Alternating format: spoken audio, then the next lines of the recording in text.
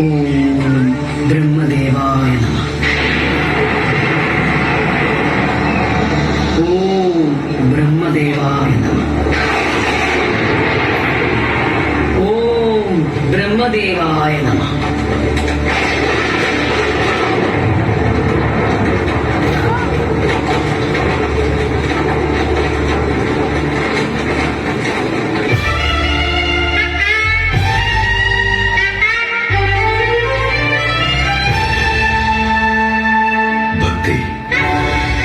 ദീർഘതപസ്സിൽ നിന്നുണരൂ. കൊടും തപസ് മതിയാക്കൂ. ഉണരൂ. ഓം ബ്രഹ്മദേവായ നമഃ. ഓം ബ്രഹ്മദേവായ നമഃ. ഓം ബ്രഹ്മദേവായ നമഃ. വന്ദനം പിതാമഹ. തപസ്സിന്റെ കാഠിന്യം ബ്രഹ്മലോകത്തിൽ അസഹനീയ കൊടുംതാപത്തെ ജനിപ്പിച്ചു. അങ്ങനെ സഹിയാതെ ബ്രഹ്മലോകത്തിൽ നിന്നും അവിടുന്ന് ഇവിടേക്ക് എഴുന്നള്ളി. അതിനർത്ഥം എന്നിൽ വരങ്ങൾ നൽകുമെന്ന്. അർഹിക്കുന്നതെന്തും നാം നൽകും പുത്രി. ആരാലും തോൽപ്പിക്കാനാവാത്ത അപാരമായ ശക്തി നൽകിയാലും പിതാമഹ. ആജന്മ ശത്രുവായ ദേവേന്ദ്രനെ നശിപ്പിച്ച് ദേവലോകത്തെ കൈക്കലാക്കണം. കയതലാമലകം പോലെ എന്ന മറ്റെല്ലാം എനിക്ക് നിഷ്പ്രയാസം. അത് ധർമ്മനീതിക്ക് നിരക്കുന്നതല്ല. എന്താണ് ധർമ്മനീതി? കൗശലം കൈമുതലാക്കിയ സുരന്മാർ എന്ത് കാട്ടിയാലും ധർമ്മനീതി എന്ന് പിതാമഹൻ അടക്കമുള്ളവർ ന്യായീകരിക്കും. മഹർഷി പറഞ്ഞു തീർന്നില്ല പിതാമഹ. അസുരഗണം അതിനെ ചോദ്യം ചെയ്താൽ അധാർമികം. നാം അരുളിയത് ദുർഗയെ പ്രസാദിപ്പിച്ച് ദേവന്മാർ എന്റെ ജ്യേഷ്ഠനായ മഹിഷാസുരനെ കൊന്നുകളഞ്ഞു. അപകരവുമാണ് പിതാമഹ. അക്കാര്യം വരം നേടുന്നവരല്ലേ തീരുമാനിക്കേണ്ടത്. വരം നൽകൂ.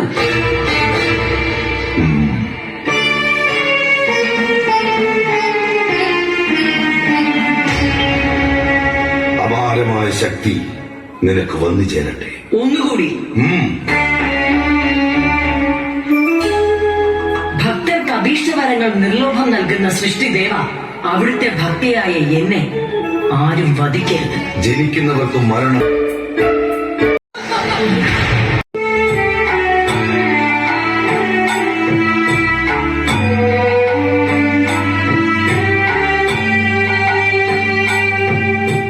സ്തുതിപാലക, മഹർഷിയുടെ പരാക്രമങ്ങൾ പരകോടിയിലെത്തിയിരിക്കുന്നു. ഇനിയും വൈകുന്നത് ഉചിതമാണ്. ഒരിക്കലും ഭവിക്കുകയില്ലെന്ന സംഭവത്തിന്റെ അസാധ്യതയിൽ അതീവ തൃപ്തയായി. മഹിഷിയുടെ ക്രൂരകൃത്യങ്ങൾക്ക് അറുതി വരുത്തുവാൻ നേരമായി മഹേശ. എങ്കിൽ പാലാടി മദനത്തിലെ ആ വിശ്വമോഹിനി രൂപം നാം ഒന്നുകൂടി ദർശിക്കട്ടെ.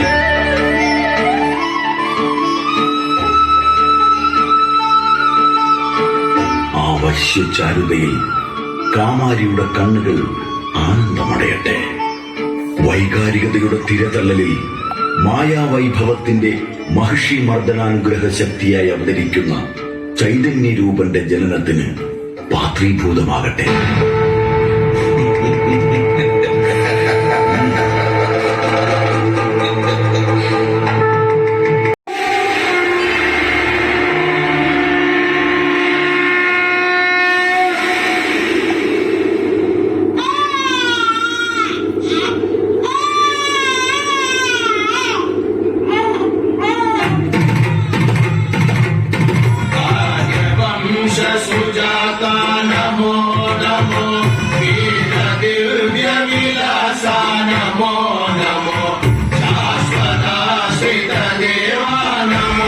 കാശ് എണ്ണി തന്നിട്ടിപ്പോ വിടാനല്ലേ പറഞ്ഞത്?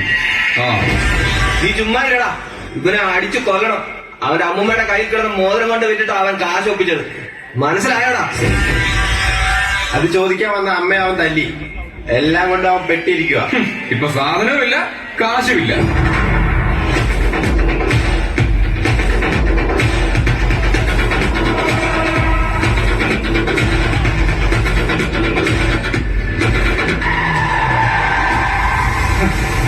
അവസാന തുള്ളി ആതാക്കി. ഒന്ന് നാവിനടിയിൽ വെക്കാൻ സാധനം വേണ്ടേ? ഒന്ന് വലിക്കാനും ഇല്ല, ഉള്ള മൂടും പോയി. നാശം. നോക്കി നിൽക്കാതെ കാര്യം ശരിയായെന്ന് ചോദിക്കടാ. കുരുത്തം കെട്ടവനെ, മനുഷ്യന് ഭ്രാന്തെടുത്ത് നിൽക്കുക. എടാ ഇതാവളാ പരമച്ചേറ്റെ, നിനക്ക് പ്രേമിക്കാൻ കണ്ട ഒരു നേരം മര്യാദയ്ക്ക് സാധനം എന്താ, ഇല്ലെങ്കിൽ നിന്റെ തല തന്നെ പൊട്ടിക്കും. ഒന്ന് നിർത്തിടാ, ഒരേ ചങ്കെന്ന് പറഞ്ഞിട്ട് മാങ്ങാത്തൊലി. എടാ police police, Anil police police.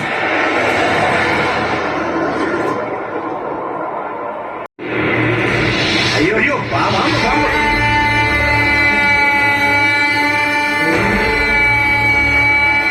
അതിന് മാലയല്ലേ?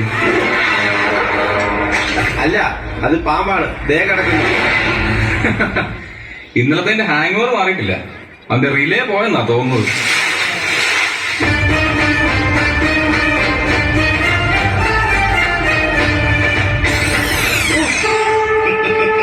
തലയിട്ടുന്ന പോലെ. നമ്മൾ ഉദ്ദേശിക്കുന്ന ആളല്ല.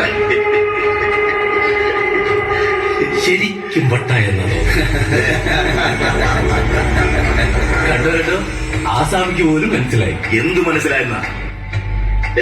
ഞാൻ ചിരിച്ചത് നിങ്ങളുടെ വിവരക്കേട് നോക്കിട്ട. അനാവശ്യം പറഞ്ഞാലുണ്ടല്ലോ. എന്താ നിർത്തിയത്? പെറ്റു വളർത്തിയ അമ്മയെ തല്ലിയവനല്ലേ? പിന്നെയാണോ? ഇയാളിതെങ്ങനെ അറിയും? മനസ്സ് വെച്ചാ നിനക്കും അതറിയാൻ കഴിയും. എടാ, ഇയാള് നമ്മളെ കുഴപ്പത്തിലാക്കും. നമ്മൾ സംസാരിച്ചിരുന്നത് ഇയാള് കേട്ട് കാണും. അങ്ങനെ തന്നെ വിചാരിച്ചോളൂ. നീന്താൻ അറിയാത്തവനോട് നിയമപാലകർ പിടികൂടില്ലേ? പഠനവും ഭാവിയും തകരില്ലേ? ലഹരി വിൽപ്പനക്കാർ വെറുതെ വിടുമോ? സമൂഹം ഒന്നടങ്കം കുറ്റപ്പെടുത്തില്ലേ? അവസാനം ഒറ്റപ്പെട്ട മരണത്തിൽ അഭയം. മാതാപിതാക്കളുടെ അവസ്ഥയും. ഒരു മാതാപിതാക്കള്, എല്ലാ മാതാപിതാക്കളും നല്ലവരായിരുന്നെങ്കിൽ ഈ ലോകം എത്താൻ നന്നായനെ. സ്വാർത്ഥ ലാഭത്തിന് വേണ്ടി കുരുനാടെ കുരുതി കൊടുക്കുന്നു. ഒന്നും പറയണ്ട, എനിക്കുമുണ്ട്. ഒരു സൗകര്യം തരില്ല, തന്നിട്ടില്ല. നിന്റെ ദുഃഖം എനിക്ക് മനസ്സിലായി. എല്ലാവരിലും തെറ്റും ശരിയുള്ളവരുണ്ട് എന്ന് വെച്ച് നാശത്തിന്റെ മുള്ളുകൾ മുറുകെ പിടിക്കണം. നാടിന്റെ ഭാവി എന്താകും? ഇവിടെ കുട്ടിക്കുരങ്ങനെ കൊണ്ട് ചുടുചോറ് വാരിക്കുന്ന കഥയാണ് നിങ്ങളുടെ. ഇതൊക്കെ പറയാൻ നിങ്ങളാരാ? പറഞ്ഞില്ലേ ഞാനൊരു സഞ്ചാരിയാണെന്ന്? പ്രകൃതി എന്റെ പാഠപുസ്തകം, അനുഭവങ്ങളാണ് എന്റെ അറിവ്. അറിവിന്റെ അനേകം പേപ്പറുകൾ കൊണ്ട് തുന്നിക്കെട്ടിയ പുസ്തകം പോലെയാണ് കുഞ്ഞുങ്ങളെ ഗുരുക്കന്മാർ. അവരുടെ ജീവിതങ്ങൾ ഉൾക്കൊള്ളണം, വായിക്കണം, മനനം ചെയ്യണം. അധർമ്മത്തിനെതിരെ നന്മയുടെ കരങ്ങൾ കൊണ്ട് ധർമ്മം പുനഃസ്ഥാപിക്കുമ്പോഴാണ് നമ്മൾ മനുഷ്യരാകുന്നത്. അതിന് നേരറിവ് നേടാൻ തുനിയണം. മഹത്തുക്കളുടെ ജീവിതതത്വങ്ങൾ അറിയാൻ ശ്രമിക്കണം. കുഞ്ഞെ, നീ ചോദിച്ചില്ലേ കുരുന്നുകളെ കൊല്ലുന്ന മാതാവിനെ കുറിച്ച്? അജ്ഞതയുടെയും ദുരുപദേശത്തിന്റെയും കിണിയിൽപ്പെട്ട ഒരമ്മ സ്വന്തം ചോരയല്ലെങ്കിലും പ്രാണന് തുല്യം സ്നേഹിച്ച മകനെ ഇല്ലാതാക്കാൻ ശ്രമിച്ച അമ്മയോട് ആവോളം ക്ഷമിച്ച ഒരു സൽപുത്രന്റെ കഥ ഇന്നും ജനകോടികൾ വാഴ്ത്തുന്നത് കേൾക്കണോ?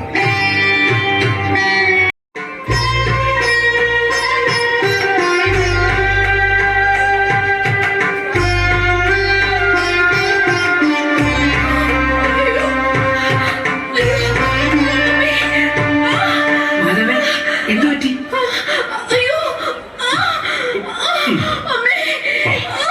മന്ത്രിമുഖ്യ,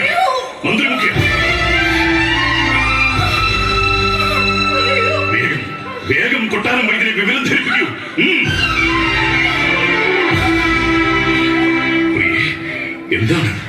എന്താണ് സംഭവിച്ചത്? എന്തോ ഒരു തലവേദന, ഒരു തളർച്ച പോലെ. മാധവനൊന്നുമില്ല, സുഖക്കേട് പെട്ടെന്ന് മാറി. ഞാൻ മനസ്സിൽ പ്രാർത്ഥിച്ചു കഴിഞ്ഞു. എന്റെ മണികണ്ഠ, നിന്റെ സ്നേഹം മാതാവിനെ ഏത് ആപത്തിൽ നിന്ന് രക്ഷപ്പെടുത്തും. വൈദ്യരെ, വേഗം പരിശോധിക്കും.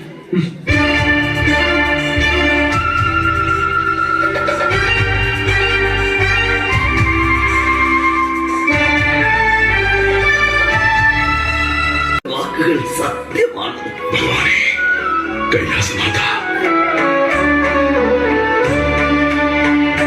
അനപത്യ ദുഃഖത്താൽ ദാഹത്താൽ അനേക വർഷം തപിച്ച നിങ്ങൾക്ക് നീ മണികണ്ഠനെ തന്നു. ഇപ്പോ മറ്റൊരു കുഞ്ഞിന്റെ ജനന വൃത്താന്തവും കോടി പ്രണാമമർപ്പിക്കുന്നു. കരുണാസാഗര, നിന്റെ കൃപാകടാക്ഷം നിത്യവും ഞങ്ങളിൽ ഉണ്ടാകണമേ. മന്ത്രിമുഖ്യ, അരുളിയാലും പ്രഭു.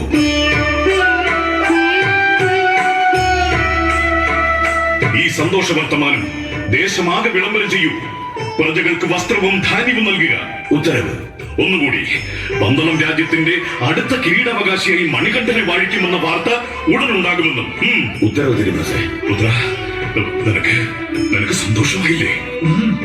എന്റെ സന്തോഷം എല്ലാവർക്കും ഉള്ളതല്ലേ? നിന്റെ മാതാവിനൊരു കണ്ടെടുത്ത ചെറുക്കന് രാജ്യഭരണം ഏൽപ്പിക്കുന്നത് ആലോചിക്കുമ്പോ ഇപ്പൊ തന്നെ ഓരോരോ ചോദ്യങ്ങൾ ചോദിക്കാൻ തുടങ്ങി. കുറെ കൂടി വലുതാകുമ്പോ അസഹനീയം, ആപത്കരം അനുവദിച്ചുകൂടാ. അല്ല, അങ്ങനെ സംഭവിച്ചാൽ താങ്കളുടെ വെട്ടിപ്പും തട്ടിപ്പും പുറത്താകും.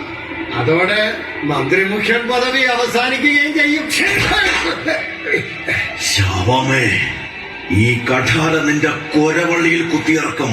അയ്യോ, ഒന്നും ചെയ്യല്ലേ. ഒരു സത്യം പറഞ്ഞെന്നേ ഉള്ളേ. ആളും തരവും അറിഞ്ഞ് പെരുമാറണം.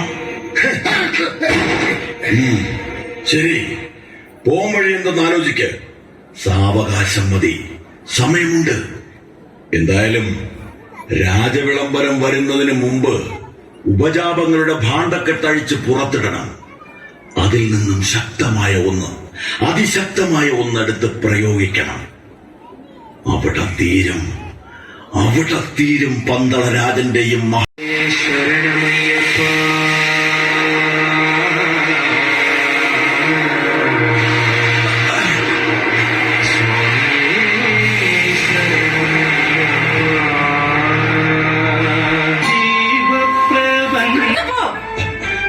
ക്ഷമിക്കണം മഹാറാണി, പക്ഷേ ദയവായി ഇതുകൂടി കേൾക്കാൻ മനസ്സുണ്ടാകണം. എന്താണ്? സ്വന്തം രക്തത്തിൽ പിറന്ന പുത്രനെയല്ലേ രാജഭരണം ഏൽപ്പിക്കേണ്ടത്? പ്രജകളും അതല്ലേ ആഗ്രഹിക്കുന്നത്? എന്നാരും പറഞ്ഞു? മണികണ്ഠനെ എല്ലാവർക്കും ഇഷ്ടമാണ്. അവനെ പ്രസവിച്ച മാതാവല്ലെങ്കിലും നാം അവന്റെ സ്വന്തം മാതാവിന് തുല്യമാണ്. അല്ല, സ്വന്തം മാതാവ് തന്നെയാണ്. അത് അവിടുത്തെ വിശാല മനസ്സ്. അധികാരത്തിലേറുന്ന കുമാരൻ ഭാവിയിൽ രാജാവിനും രാജ്ഞിക്കും പ്രജകൾക്കും നേരെ തിരിഞ്ഞാൽ സ്വന്തം പുത്രൻ രാജരാജന് എന്ത് സുരക്ഷിതത്വമാണുള്ളത്?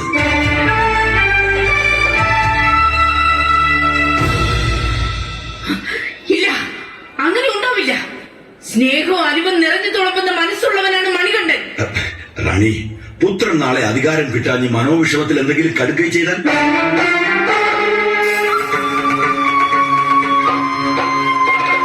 ഇല്ല, അങ്ങനെയൊന്നും ഉണ്ടാവില്ല. അവിടുത്തെ ഉപ്പും ചോറും തിന്ന് രാജ്യക്ഷേമത്തിനായി ജീവിക്കുന്ന ഈ മന്ത്രിമുഖ്യൻ വരാനിരിക്കുന്ന വിപത്തിനെ ഒന്ന് സൂചിപ്പിച്ചു, അത്രയുള്ളൂ. അടിയൻ വിട കൊള്ളുന്നു. നിൽക്കൂ.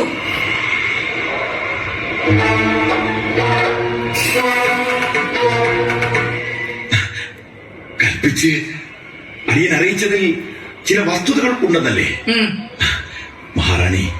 മഹാറാണി ഒന്നും മനസ്സ് വെച്ചാൽ എല്ലാം ശുഭമായി കലാശിക്കും. മനസ്സിലായില്ല? അഭിനയിക്കണം. അഭിനയമോ?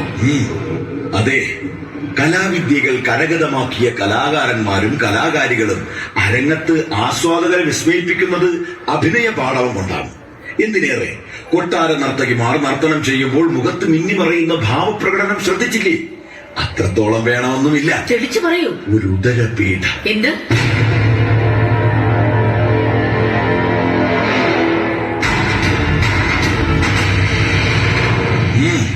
ആ ഉദരപീഠ മനസ്സിലാക്കുന്നു നാം.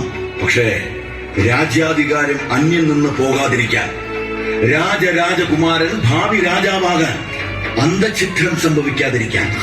എങ്ങോട്ട് പറഞ്ഞയക്കാൻ?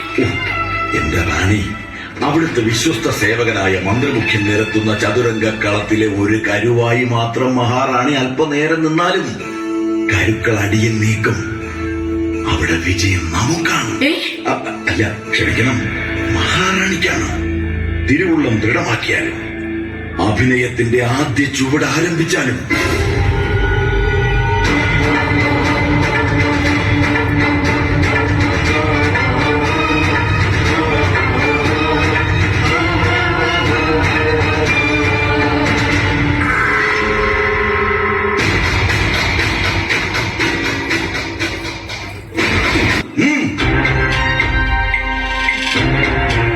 വിശിഷ്ടമായ അയസ്കാന്ത ചൂർണത്തിൽ പാല് ചേർത്ത് കൊടുക്കണം. അതെയോ? നമ്മുടെ ഗോശാലയിൽ ആവശ്യത്തിലധികം പശുക്കളുണ്ട്, കറന്നെടുക്കാം. ഏയ്, ഗോക്ഷീരമല്ല മഹാരാജൻ, പിന്നെ ശാർദൂല ദുഗ്ധമാണ്. ശാർദൂല ദുഗ്ധമോ?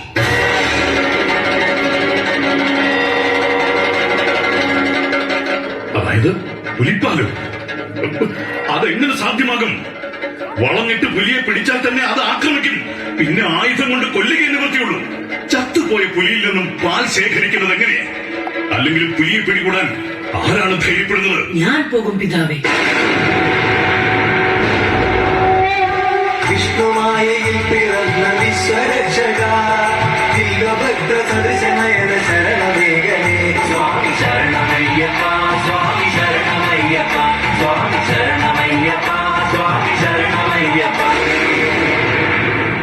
ഞാൻ പോകും പിതാവേ. പിതാവേ, മാതാവിന്റെ രോഗപീഠ മാറണം. പുത്രൻ എന്ന നിലയിൽ ഞാനല്ലേ പോകേണ്ടത്? പുത്ര, നീ ധീരനും വീരനുമാണ്. വേദതത്വശാസ്ത്രാദികളും ആയോധന കലകളിലും നീ പിന്നോട്ടല്ല. ശത്രുക്കളെ പോലും വരുതിയിലാക്കി ധർമ്മത്തിന്റെ പാത വെട്ടിത്തുറന്നവനാണ്. പക്ഷേ ഇത് നാം അനുവദിക്കില്ല. പിതാവേ, താതന്റെ ചിന്ത അറിഞ്ഞു ചെയ്യുന്നവൻ ഉത്തമൻ, പറഞ്ഞിട്ട് ചെയ്യുന്നവൻ മധ്യമൻ, പറഞ്ഞാലും കേൾക്കാത്തവൻ അധമൻ. അവൻ പിതൃമലമാണ്. പിതാവേ, ഞാൻ ഉത്തമപുത്രനാകും. എങ്കിലും മണികണ്ഠ, ഒന്നറിയുക എല്ലാവരും, ഒരാളുടെ കഴിവിനെ മുൻകൂട്ടി കാണാൻ കഴിയില്ല. അയാളുടെ ശാന്തതയെ ദൗർബല്യമായി ആരും കരുതരുത്. ഞാൻ യാത്രയാവുന്നു. നീ പോകരുത്. പ്രാർത്ഥിക്കൂ മാതാവേ. മാതാവിനെ ഈശ്വരന് തുല്യം സ്നേഹിക്കുന്ന പുത്രൻ പുലിപ്പാലുമായി വരുന്നത് കാണാം. അതോടെ മാതാവിന്റെ മനസ്സിലെ ഉത്കണ്ഠയും ഉദരരോഗവും മാറിപ്പോകും. എന്റെ ശ്രീ മഹാദേവ, ആപൽ ബാന്ധവ, എന്റെ പൊന്നോമന പുത്രന് ഒരാപത്തും ഉണ്ടാകരുതേ. മനസ്സിനുള്ളിൽ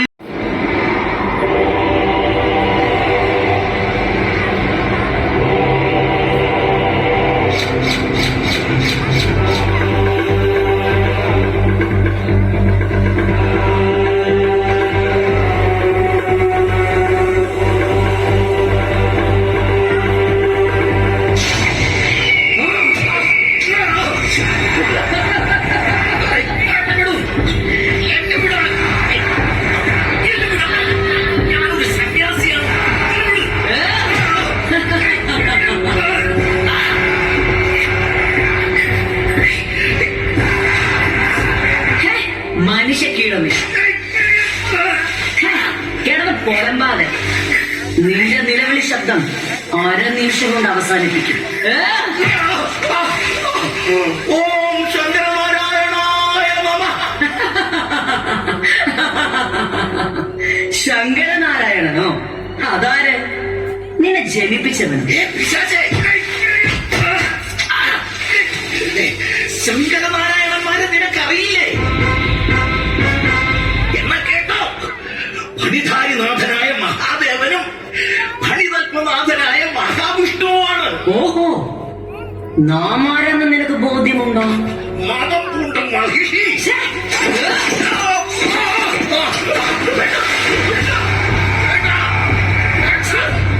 കീഴമേ, നമ്മെ അധിക്ഷേപിക്കാൻ നിനക്ക് ഇത്ര ധൈര്യം? നമുക്കെതിരെ തിരിഞ്ഞവരെ നിഷ്കരണം കുത്തിക്കൊലപ്പെടുത്തിയ നമ്മുടെ കൂർത്ത കൊമ്പുകൾ കൊണ്ട് തന്നെ ആവട്ടെ നിന്റെ അന്ത്യം.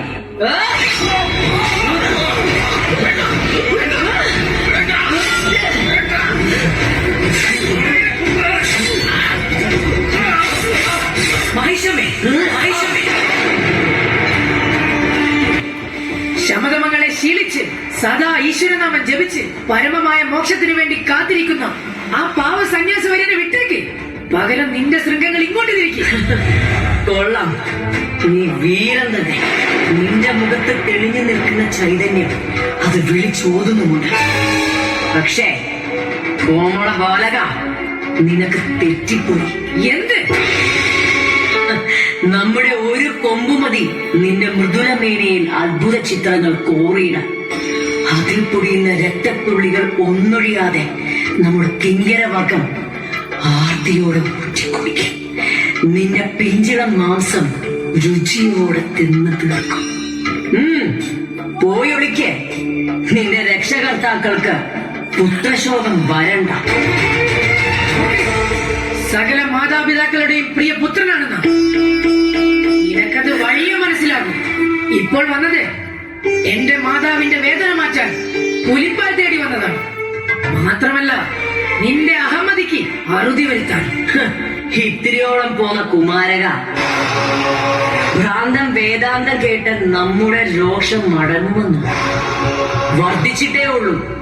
നിന്റെ ജൽപ്പനങ്ങൾക്കുള്ള മറുപടി നാം കാണിച്ചു തരാം. മനുഷ്യമേ,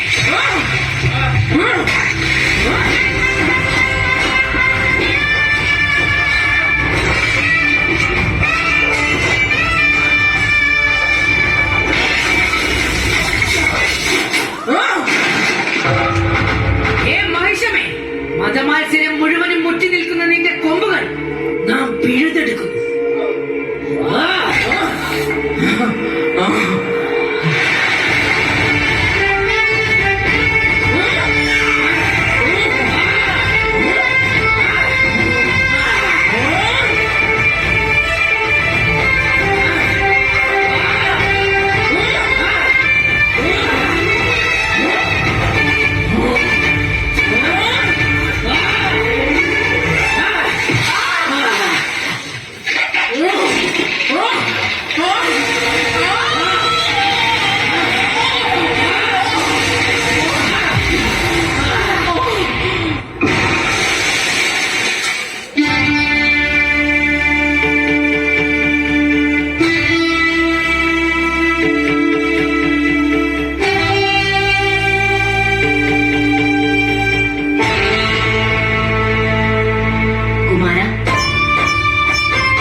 ഇപ്പോഴെല്ലാം വ്യക്തമായി. എന്റെ ഭർത്താവായ ദത്തേത്രേയന്റെ ശാപം എന്നെ മഹിഷിയാക്കി. ശൈവ വൈഷ്ണവ സംയോഗത്തിൽ അവതാരമെടുക്കുന്ന മണികണ്ഠന് മാത്രമേ എന്നെ വധിക്കാനാവൂ എന്ന വരം സഫലമായി. ലീലെ, പൂർവകാലത്ത് മഹിഷൻ കുലദ്രോഹിയായപ്പോൾ ആദിപരാശക്തി അവനെ വധിച്ച് ധർമ്മം പുനഃസ്ഥാപിച്ചു. അതിനെതിരെ പ്രതികാരം വീട്ടാൻ ഈ കലിയുഗത്തിൽ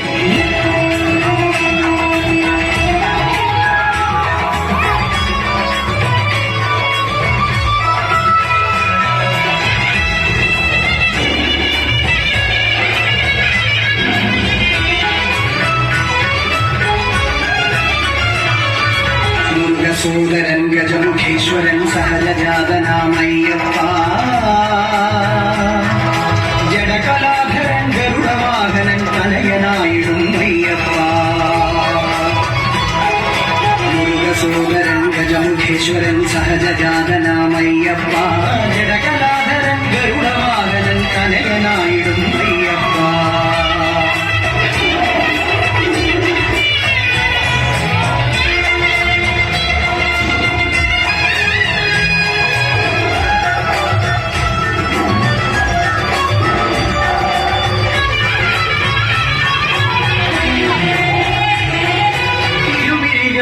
കരുണതിങ്ങിടും കടലു കണ്ടു ഞാൻ നിന്നപ്പോൾ കഥനമൊക്കെയും മാറ്റിടും പുലിപ്പാലുപോലെന്നതോർത്തയ്യ. ഇരുമിഴികളും കരുണതിങ്ങിടും കടലു കണ്ടു ഞാൻ നിന്നപ്പോൾ കഥനമൊക്കെയും മാറ്റിടും പുലിപ്പാലുപോലെന്നതോർത്തയ്യ.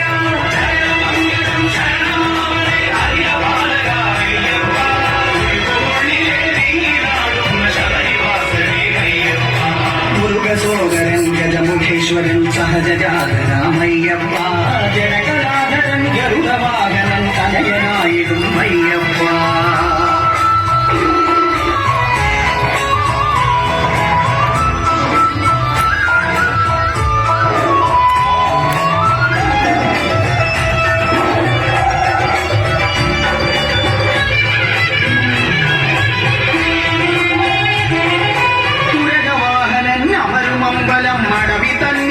നിൽക്കുമ്പോൾ കലിയുഗേശ്വര സൃജനേശ്വര ചരണ പങ്കജം പൂകുന്നു ചുഴകവാഹനൻ അമരുമമ്പലം മടവി തന്നിലായി നിൽക്കുമ്പോൾ കലിയുഗേശ്വര സൃജനേശ്വര ചരണ പങ്കജം പൂകുന്നു ചരണപങ്കജം ശരണമാവണേ അഖിലപാലകായ്യപ്പ ഉൾമുള്ളിലെ നീരാടും ശബരിവാസനേ അയ്യപ്പ സോദരൻ ഗജമുഖേശ്വരൻ സഹജജാതനാമയ്യപ്പ ജടകലാധരൻ ഗരുഡവാഹനൻ തനയനായിടും അയ്യപ്പ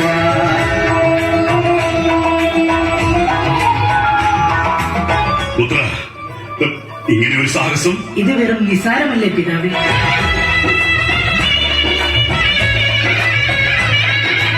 വൈദ്യരെ, ഇതാ പുലിക്കൂട്ടം. ആവശ്യമായ ക്ഷീരം ശേഖരിച്ചോളൂ. മഹാബലശാലിയായ കുമാര, ഈ മൂഢനോട് ക്ഷമിക്കൂ.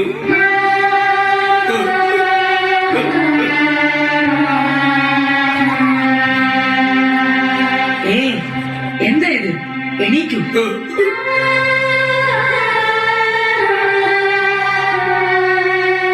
ഇല്ലാത്ത രോഗത്തിന് കിട്ടാത്ത മരുന്ന് അന്വേഷിക്കാൻ നിയോഗിക്കുന്ന അവസ്ഥ അല്ലേ വൈദ്യരെ?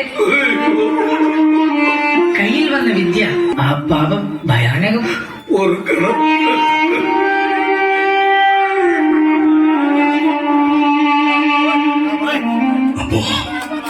അപ്പോ ഇതെല്ലാം കളവായിരുന്നു.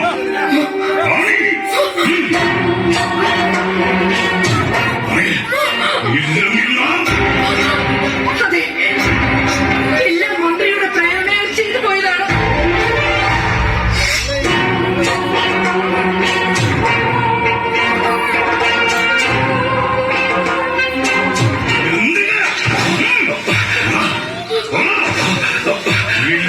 നിന്റെ ശിരസ് കാണില്ല. അനാഥനായ കുമാരൻ രാജ്യം ഭരിക്കാതിരിക്കാൻ ദ്രോഹി, നിന്നെ വെട്ടി നുറുക്കി കഴുകനും ചെന്നായ്ക്കൾക്ക് മറിഞ്ഞു കൊടുക്കുന്ന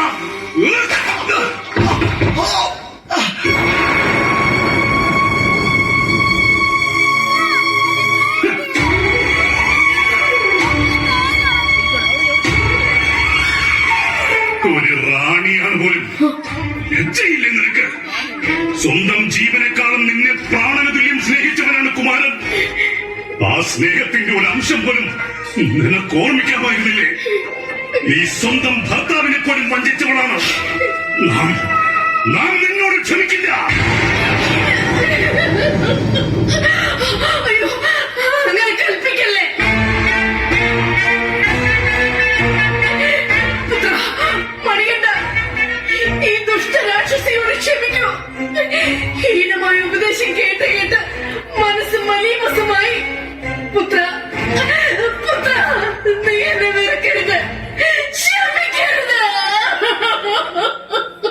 ഉരച്ചത് തരാൻ പലരും കാണും, പാനം ചെയ്യാൻ നമ്മളെ ഉണ്ടാകും. നമുക്കില്ലാത്തപ്പോ കടമെടുക്കും. സ്വന്തമായിട്ടുണ്ടാകുമ്പോൾ ആദ്യത്തേത് അധികപ്പറ്റാകും. പക്ഷേ തുല്യതയിൽ ദുഃഖമുണ്ടാകില്ല മാതാവേ. എന്റെ സീമത്തെ പുത്ര, പാപ്പ, കോടി ക്ഷമാപണം. അരുത്, അങ്ങനെ പറയരുത്.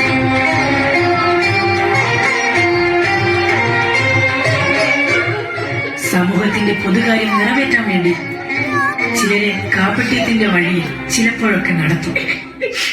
അത് ഈശ്വരന്റെ നിയോഗമാണ്. ഏറ്റവും സ്നേഹം എന്റെ മാതാവ് തന്നെയാണ്, എന്നും എന്നെന്നും.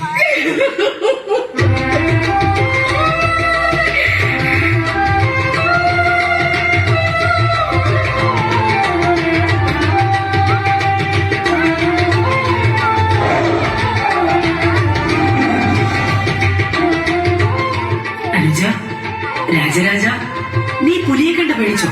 എന്തിന്? ജ്യേഷ്ഠന്റെ സാമീപ്യം തന്നെ വല്ലാത്ത സുരക്ഷിത ബോധമല്ലേ? പിന്നെ വമ്പുലിയാകുന്ന ജ്യേഷ്ഠന്റെ മുമ്പിൽ ഇവരൊക്കെ വെറും മാർജാരന്മാരല്ലേ? ഇവരെ പറഞ്ഞയക്കും ജ്യേഷ്ഠ. അനുജന്റെ ഇഷ്ടം പോലെ.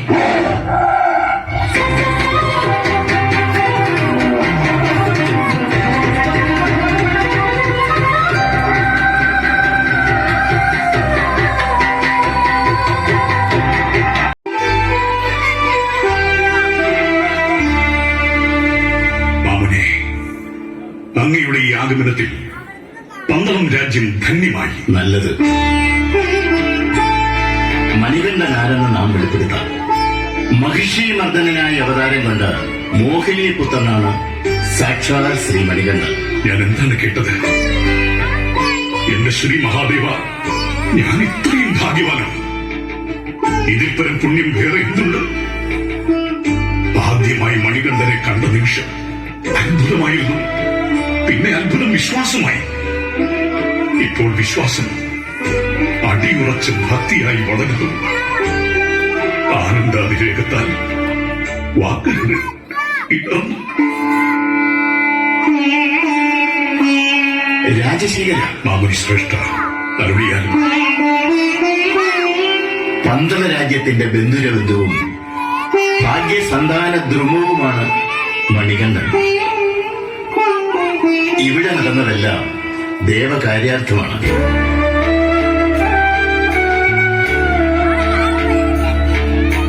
വക്രബുദ്ധി നിറഞ്ഞ മന്ത്രിയെ മന്ദരയെ പോലെയും റാണിയെ കൈകേകിയെ പോലെയും താങ്കൾ ദശരഥനെ പോലെയും മണികണ്ഠനെ ശ്രീരാമനായും കരുതി സമാശ്വസിക്കുക. സർവമംഗളങ്ങളും ഭവിക്കട്ടെ.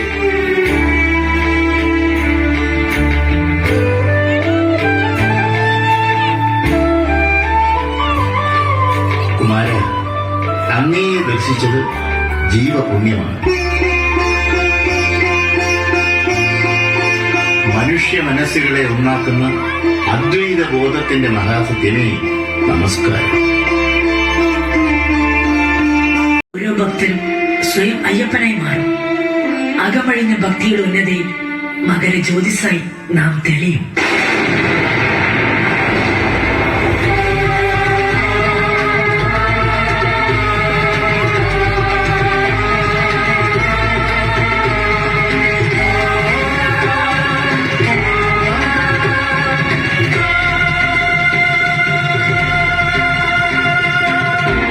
ശ്രീമണികണ്ഠ പുത്ര,